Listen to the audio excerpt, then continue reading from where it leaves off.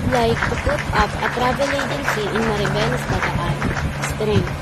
The uncontrollable migration of people from both local and international flights are the key and strength to put up a travel agency in Maribeles, Bataan.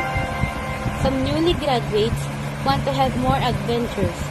Factory workers need a break to have a tour. Businessmen need to travel for pleasure or business purposes. Teachers need to travel for a vacation. Students required to have an educational tour. We cannot stop the travel as long as there are people and business. Wow. Weakness. During pandemic, the flight will be restricted. Some local and international airlines are closed and there is travel restriction. Deployment is crucial for airlines business owners as the income will be decreased and needs to cut the cost.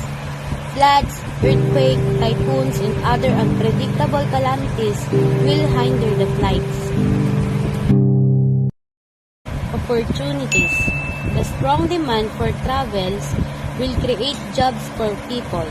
The agency should be expanded and will be needing more travel agents. Threats. If one agency is expanding, more agencies will put the same business and there will be a competition on prices and services.